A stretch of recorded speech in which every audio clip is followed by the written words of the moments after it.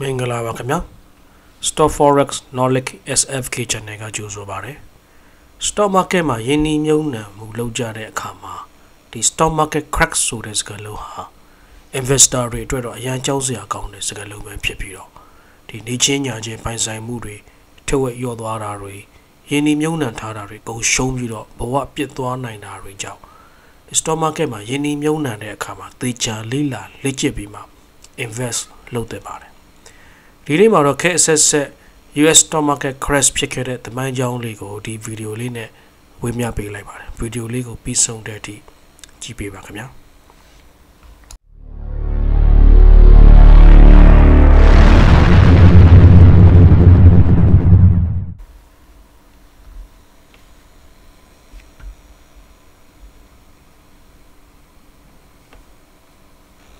market crash ဖြစ်တယ်ဆိုတာအကြောင်းမျိုးကြောင့်ရုတ်တရက်သက်ဆိုင်ရာနိုင်ငံရဲ့ stock exchange မှာစီးရင်ဝင်တဲ့ company တွေရဲ့ stock share ဈေးတွေအနည်းဆုံး 20% အထက်ထိုးဆင်းသွားပြီးတော့ bear market အဖြစ်ပြောင်းသွားခြင်းကိုခေါ်ပါတယ် 20% အောင်ကျဆင်းခြင်းကိုတော့ bear market အဖြစ်မသတ်မှတ်ပဲ correction အနေနဲ့သာသတ်မှတ်ပါတယ်။သမိုင်းတစ်ဆောက်အကြီးစား stock market crash ရှစ်ကြိမ်ဖြစ်ပေါ်ခဲ့ပါတယ်။ Number 10 the pennies of 1907ဒီ 1907 မှာဒီယင်းနှီးမြုပ်နှံသူတစုကဘဏ်ကချင်းငွေယူပြီးတော့ United Compound Company ရဲ့ stock share တွေကိုဝယ်ရောင်းလုပ်ဈေးကစားကြရာကချင်းငွေပြန်မဆနိုင်ဖြစ်ခဲ့ကြပါတယ်။အဲဒီနောက်ပြည်သူတွေရဲ့ဘဏ်တွေပေါ်ယုံကြည်မှုညှော်နှဲလာပြီးတော့ငွေအပ်ထားသူတွေကလည်းသူတို့ရဲ့အငွေတွေကိုစိတ်ပူပြီးအလူအယက်ပြန်လဲထုံးယူကြတဲ့အတွက်ဒီ bank stock တွေဈေးထိုးကြရာကတခြား stock တွေကိုပါကူးဆက်သွားပြီးတော့ယင်းနှီးမြုပ်နှံသူတွေလည်းသူတို့ယင်းနှီးမြုပ်နှံထားတာတွေကိုရောက်ချငွေပေါ်ကြတဲ့အတွက်ဒီ New York Stock Exchange မှာစီးရင်ဝယ်တဲ့ stock တွေဟာ50% လောက်ဈေးထိုးကျခဲ့ပြီးတော့ market crash ဖြစ်ခဲ့ရပါတယ်။အဲ့ဒီ market crash ကြောင့် Banry Stock Broker Company တချို့ဒေဝါလီခံခဲ့ကြရပြီးတော့ဒီစီးပွားရေးလုပ်ငန်းတွေလည်းချင်းငွေထပ်ယူလို့မရတဲ့အခါမှာစီးပွားရေးတွေကျဖြစ်ခဲ့ရပါတယ်။အဲ့ဒီ1900ခေါ် market crash ဖြစ်ပြီးတဲ့နောက်မှာတော့ဒီ banking system တွေရဲ့အားနည်းချက်တွေကိုပြင်ဖို့အတွက်နောက်တစ်ခါဒီ market crash ဖြစ်လို့ရှိရင် stock market ကိုကယ်တင်ဖို့ဘဏ္ဍာရေးဆိုင်ရာ policy တွေချမှတ်ဖို့ US ဆိုရက Federal Reserve System ကိုဖန်တီးပြီးတော့ the Fed ဆိုတာပေါ်ပေါက်လာခဲ့ပါတယ်ဒီ1929မှာဖြစ်ခဲ့တဲ့ဒီ Wall Street crash ဖြစ်ပေါ်လာတဲ့အကြောင်းကတော့ဒီဆယ်စုနှစ်လောက် stock market ဟာဈေးကစားတဲ့သူတွေကြောင့်တောက်လျှောက်ဈေးတွေတက်လာပြီးတဲ့နောက်မှာတော့တာမန်လေးလုံးလက်စားပြည်သူတွေတော့ US stock market ကြီးအများအားတက်နေတော့မှာပဲထင်ပြီးတော့ဒီဘဏ်ကနေချင်းငွေတွေအမြောက်အများယူပြီးတော့ stock တွေဝယ်ယူရင်းနှီးမြုပ်နှံကြ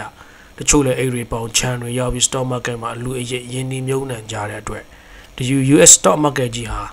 ဈေးတွေအဆမတန်တိုးတက်နေခဲ့ပါတယ်အမြင့်ဆုံးဈေးတန်းကိုရောက်တဲ့အခါမှာဒီဈေးကစားတဲ့သူတွေရဲ့ထုံးစံအတိုင်းအမြတ်ဖော်ထုံရောင်းကြတဲ့အတွက်အောက်တိုဘာ28ရက်နေ့မှာအတားအဆီးမရှိ stock ဈေးတွေထိုးကျခဲ့ပြီးတော့ဒီ Dow Jones Industrial Average DJIA ဟာ 25% လောက်ထိုးဆင်းခဲ့ပါတယ်အဲ့ဒီခါမှာတာမန်ပြည်သူတွေရဲ့တဘွားအတိုင်းရှိတာလေးတွေဆုံးသွားမှာဆိုလို့ဘဏ်မှာအနံ့ထားတဲ့ငွေတွေကြောက်လက်တကြပြန်ထုတ်ကြတဲ့အတွက်ဘဏ်မှာအငွေတွေနေရကစားပြီးတော့လုပ်ငန်းကြီးတွေလည်းဘဏ်ကချင်းငွေမရတော့တဲ့အတွက်လုပ်ငန်းစစ်ဆက်ဖို့မဖြစ်နိုင်တော့တဲ့အခါမှာထုတ်ကုန်တွေရောက်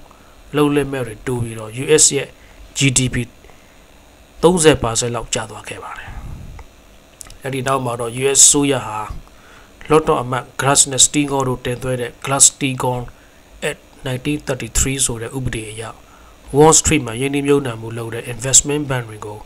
တာမန်ပြည်သူတွေငွေသွင်းငွေထုတ်လုပ်ကြတဲ့ retail bank တွေနဲ့တိကျခွဲထုတ်ခဲ့ကြပါတယ်။ဒါအပြင် SEC လို့ခေါ်တဲ့ဒီ Security and Exchange Commission ကိုတည်ထောင်ပြီးတော့ဒီ stock exchange မှာစီးရင်ဝင်တဲ့ company တွေကပြည်သူတွေသူတို့ company မှာယင်းနှီးမြုပ်နှံခြင်းလာအောင်အမြတ်ဝင်ငွေတို့စီးရင်လိတ်အပိုပြပြီးတော့ဆွဲဆောင်လို့မရအောင်ကြက်မှတ်ဆောင်ရင်းခဲ့ပါတယ်။ Black Monday crash of 1987 US နဲ့ Iran စစ်ရေးအခြေအနေတင်းမာမှုကြောင့်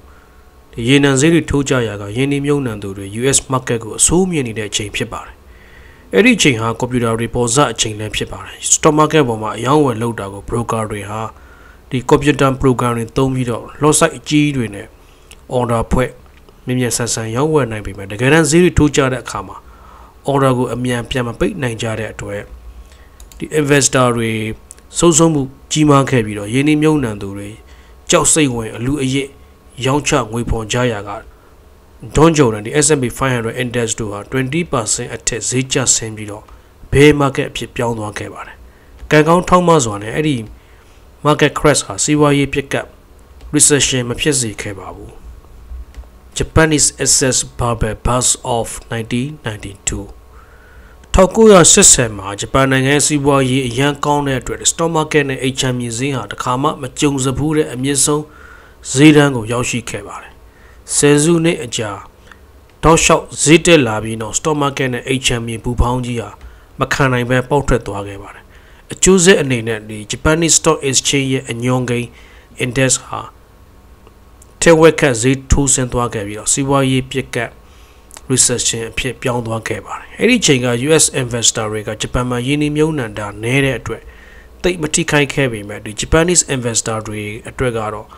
နောက်တစ်ခါ stock market မှာယင်းနှမြုံနှံဖို့ကြောက်သွားလောက်အောင်ဖြစ်ခဲ့ရပါတယ်။ Asia Financial Crash of 1997 1990မှာဒီထိုင်းအစိုးရကနေပြီးတော့ထိုင်းငွေကြေးနဲ့ဒီ US ဒေါ်လာလဲလှယ်နှုန်းကိုပုံတင်ဈေးနှုန်းအဖြစ်သတ်မှတ်ထားခြင်းကိုပယ်ဖျက်လိုက်ပြီးနောက်မှာဒီထိုင်းဘတ်ငွေကြေးဟာတန်ဖိုးရုတ်တရက်ထိုးဆင်းခဲ့ပါတယ်။အဲဒီနောက်ငွေကြေးတန်ဖိုးရော့ကျခြင်းဟာအရှေ့အာရှကိုပြန့်နှံ့သွားပြီးတော့အရှေ့အာရှနိုင်ငံတွေရဲ့ငွေကြေးတန်ဖိုးဟာ US ဒေါ်လာနဲ့ယှဉ်ရင်38% လောက်ကျဆင်းသွားခဲ့ပါတယ်။အဲဒီနောက်တစ်ကမ္ဘာလုံးကိုပြန့်နှံ့သွားပြီးတော့နိုင်ငံတကာ stock တွေလည်း60% လောက်ကျဆင်းခဲ့ပြီးတော့ bear market အဖြစ်ပြောင်းသွားစေခဲ့ပါတယ်1990 Asia Financial Crisis ဟာအဲ့ဒီချိန်ကနိုင်ငံတကာငွေကြေးအဖွဲ့အစည်းတွေနဲ့ချိတ်ဆက်ဆောင်ရွက်မှုအားနည်းတဲ့တရုတ်အိန္ဒိယဗီယက်နမ်မြန်မာနဲ့ဒီကမ္ဘောဒီးယားနိုင်ငံတို့ကိုထိခိုက်မှုသိပ်မရှိခဲ့ပေမဲ့ဒီ Asian Info ဆိုတဲ့နိုင်ငံတွေဖြစ်တဲ့ဒီတောင်ကိုရီးယားနိုင်ငံနဲ့ Thai Indo ဖိလစ်ပိုင်နဲ့မလေးရှားနိုင်ငံတို့ဟာငွေတန်ဖိုးကျဆင်းမှုတန်ကိုထိခိုက်ခံစားခဲ့ရပါတယ်တောင်ကိုရီးယားနိုင်ငံမှာဆိုရင်အမျိုးသမီးတွေဟာသူတို့ရဲ့ဆွေလက်စော်လက်ကောက်ဆွဲကြိုးတွေကိုအရေးကြိုပြီးတော့နိုင်ငံတကာတန်းဝင်ဆွေတို့အဖြစ်ပြောင်းလဲရောင်းချပြီးတော့ဒီနိုင်ငံတော်အစိုးရကိုလူဒန်းခဲ့ပြီးတော့အစိုးရရဲ့အကျွေးကိုပြန်ဆန့်ဖို့အတွက်ကူညီခဲ့ကြပါတယ်.com bubble bust of 2000s 1999ခုနှစ်မှာလူတွေရဲ့နေ့စဉ်ဘဝထဲကိုအင်တာနက်ဆိုတဲ့နည်းပညာတစ်ခုရောက်ရှိလာခဲ့ပါတယ်အဲ့ဒီနောက်နည်းပညာအခြေခံကုမ္ပဏီတွေရဲ့ stock share တွေမှာယင်းနှမြုံနှံသူတွေကအလောအကျော်ပုံအောင်ယင်းနှမြုံနှံကြရာက .com နာမည်ပါတဲ့ company တွေရဲ့ stock share ဈေးတွေအရန်ထုတ်တင်ခဲ့ပါတယ်တချို့ stock တွေဟာ1000% လောက်ထိဈေးထုတ်တက်ခဲ့ပြီးတော့ .com ပူဖောင်းကြီးကပေါင်းအလူနေနေဖြစ်နေခဲ့ပါတယ်အဲ့ဒီနောက်မှာ Federal Reserve the Fed ကဘဏ္ဍာရေးဆိုင်ရာ policy အချို့ကိုတင်းကျပ်ခဲ့ပြီးတဲ့နောက်မှာတော့ဒီ stock market မှာ channel ဈေးကစားတဲ့သူတွေစတင်ငွေဖော်ရောင်းချအမြတ်ယူကြရာကနေပြီးတော့ဒီ .com ပူပေါင်းကြီးပေါက်သွားခဲ့ပါတယ်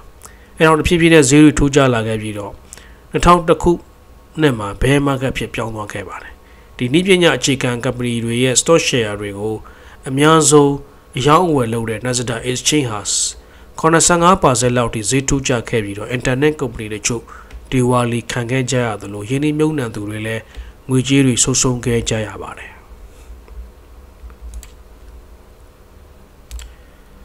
နောက်တစ်ခုက subprime mortgage crisis of 2007-08 21ရာစုအစမှာ HM ဈေးကွက်ကအရန် hot လာခဲ့ပြီးတဲ့နောက်မှာ commission ခစားတဲ့ HM ပွဲစားတွေကဒီငွေချေးငှားသူတွေဟာငွေချေးသူတွေရဲ့အနောက်ခံ background ကိုသိချာမစီစစ်ဘဲနဲ့ဒီတိုးတိုးမြင့်မြင့်နဲ့ငွေချေးပေးကြချင်းငွေတွေနဲ့ HM အခြေခံ stock share တွေကိုဝယ်ယူရင်းနှီးမြှုပ်နှံကြရတာဒီအကျွေးတွေပြန်မဆန်းနိုင်ဖြစ်ပြီးတော့ဘဏ်တွေကချင်းငွေယူဖို့အတွက်အရေးချင်းမပြည့်မီတော့လည်းပဲတိုးတိုးမြင့်မြင့်ရတဲ့ဒီ subprime mortgage loan လို့ခေါ်တဲ့ချင်းငွေအမျိုးအစားကိုယူထားသူစီရှိကပိုင်ဆိုင်မှုတွေကိုအကျွေးဆုံးအဖြစ်သိမ်းတဲ့အတွက်ကြောင့်မို့ HM ဈေးတွေထိုးကျခဲ့ရပါတယ်အဲ့ဒီနောက် HM အခြေခံ stock share တွေပါတန်ဖိုးရော့ကျသွားခဲ့ပြီးတော့ share ဈေးတွေပါထိုးကျခဲ့ရပါတယ်2008ခုနှစ်စက်တင်ဘာလအစောပိုင်းလောက်မှာပဲ 20% နီးပါးလောက်ဈေးထိုးကျခဲ့ပြီးတော့စက်တင်ဘာ15ရက်နေ့ရောက်တဲ့အခါမှာတော့ဒီ Dow Jones Industrial Average ဟာ900 point နီးပါးလောက်ထိုးကျခဲ့ပါတယ်HM လုပ်ငန်းတွေမှာရင်းနှီးမှုအများဆုံးလုပ်ထားတဲ့ဒီ Lehman Brothers တို့လိုဘဏ်ကြီးတွေလည်းပြုတ်ကျခဲ့ရပါတယ်အဲ့ဒီအတွက်ကြောင့် American နိုင်ငံဟာ Great Recession နဲ့ကြောက်ခဲ့ပြီးတော့အဲ့ဒီစီးပွားရေးပြက်ကဟာ 2009ခုနှစ်တိပဲကြာခဲ့ပြီမှာနိုင်ငံစီးပွားရေးပြက်လက်ထူထောင်ပြီးတော့ပုံမှန်ရောက်ဖို့အတွက်နေ့အတော်ကြာအောင်ကြိုးစားခဲ့ရပါတယ် The COVID-19 crash of 2020 2020ခုနှစ်အစမှာ COVID-19 လို့ခေါ်တဲ့ကူးစက်မြန်ရောဂါဟာတရုတ်ပြည်မှာစတင်ဖြစ်ပွားခဲ့ပါတယ်အဲ့ဒီနောက်နိုင်ငံတကာခီးသွွားဧည့်သည်များမှတစ်ဆက်ဥရောပအမေရိကန်နိုင်ငံများစီရောက်သွားခဲ့ပြီးနောက်တကမ္ဘာလုံးပြန့်နှံ့သွားခဲ့ပါတယ်စားသောက်ဆိုင်တွေဈေးဆိုင်တွေစက်ရုံလုံးရုံတွေပိတ်ပြီးတော့နေထိုင်ရာမြို့ကို lockdown ချကူးစက်မှုရအောင်လုပ်ခဲ့ရတဲ့အတွက်စီးပွားရေးလုပ်ငန်းတွေများစွာထိခိုက်ခဲ့ရပါတယ်အမေရိကန်မှာမနက်16ရက်နေ့မှာသက်ဆိုင်ရာမြို့တွေကို lockdown လုပ်ဖို့အစိုးရမှတရားဝင်ကြေညာပြီးနောက် Dow Jones Industry Average က 73% နဲ့ S&P 500 က 12% လောက်ဈေးထိုးကျသွားခဲ့ပါတယ်ယောဂကူးစက်မှုကိုဟန်တာဖို့ရန်သက်ဆိုင်ရာအစိုးရမှသွားလာလက်ပတ်ခွဲပိတ်ပင်ခဲ့တဲ့အတွက်ခီးသွွားလုပ်ငန်းတွေဟိုတယ်တွေလေကြောင်းကုမ္ပဏီတွေဆိုးရွားဆုံးထိခိုက်ခံခဲ့ရပါတယ်လုံလဲမဲ့နှုန်းတွေလည်းအစမတန်တိုးလာခဲ့ပါတယ်လူတွေကအပြစ်မထွက်ပဲ online ကနေစားတောင်းတဲ့လိုအပ်သောပစ္စည်းတွေကို order မှာယူကြတဲ့အတွက် Amazon တို့လို online shopping ကုမ္ပဏီတွေနဲ့ဆေးပစ္စည်းထုတ်လုပ်ရောက်ကြတဲ့ကုမ္ပဏီတွေဒီ Netflix တို့လို online ရုပ်ရှင်လုပ်ငန်းတွေခြေနေကောင်းခဲ့ပါတယ်အခု2020မှာလည်း COVID pandemic ကာလကစီးပွားရေးလုပ်ငန်းတွေကိုကယ်တင်ဖို့ရန်အစိုးရမှငွေကြေးများစွာ market ထဲမှာလက်ပတ်ဖို့ရန်ရိုက်ထုတ်ခဲ့ရတဲ့အတွက်ငွေကြေးဖောင်းပွားမှုမြင့်တက်လာခဲ့လို့တိုးနှုန်းမြင့်တက်ဖို့အစီအစဉ်တွေချမှတ်ခြင်းရုရှားမှယူကရိန်းကိုကျူးကျော်ခြင်းစတဲ့ကမ္ဘာအရေးမတည်ငြိမ်မှုတွေကလည်းပဲ stock market ကိုများစွာထိခိုက်စေခဲ့ပါတယ် Nasdaq exchange ဟာ 20% နီးပါးကျဆင်းခဲ့ပြီးတော့ bear market ကိုရောက်လို့နေဖြစ်ခဲ့ရပါတယ်အဲ့ဒီ market crash တွေနဲ့ကြုံတွေ့ရတဲ့အခါမှာဘာလုပ်ရမလဲပိုင်ဆိုင်တဲ့ stock share တွေကိုရောင်းထုတ်ငွေဖော်ရမလားဆုံးခံပြီးတော့တင်ထားရမလားဆိုတာမေးလာကြပါတယ်အဲ့ဒီနေရာမှာကြံပေးချင်တာကတော့တမိုင်းကိုပြန်လေ့လာကြည့်ရင်ဒီလို market crash ဖြစ်ပြီးတိုင်းနေ့အနှမ်းငယ်အတွင်းမှာ market recover ပြန်ဖြစ်တဲ့အခါမှာ market crash မဖြစ်မီကနေ့တွေတဲ့ပိုမြင့်တဲ့ဈေးတန်းကိုရောက်သွားကြတာကိုတွေ့ရပါတယ်အဲဒါကြောင့် cash အကောက်ကိုအသုံးပြုပြီးတော့စီးပွားရေးခိုင်မာတဲ့ stock တွေကိုဝယ်ယူထားတဲ့သူတွေအနေနဲ့ဆိုရင်တော့ရောင်းထုတ်စရာမလိုပဲစက်ကင်ထားခြင်းဈေးအကျမှာထပ်ဝယ်ဖြစ်ခြင်းတွေကိုလုပ်နိုင်ပြီးတော့ margin ကောင်းတဲ့ရောင်းဝယ်လုပ်တဲ့သူတွေကတော့မဝယ်ခင်ကတည်းက stop loss ကိုကြိုတင်သတ်မှတ်ထားပြီးတော့တတိထားရောင်းဝယ်သင့်ပါတယ်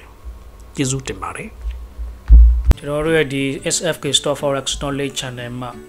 အပတ်စဉ်တင်ဆက်ပေးနေသောအသိပညာဘုဒ္ဓရစရာများကိုလေ့လာကြည့်ရှုနိုင်ဖို့ဒီ channel လေးကို subscribe and notification button လေးကိုနှိပ်ထားပေးပါခင်ဗျာကျေးဇူးတင်ပါတယ်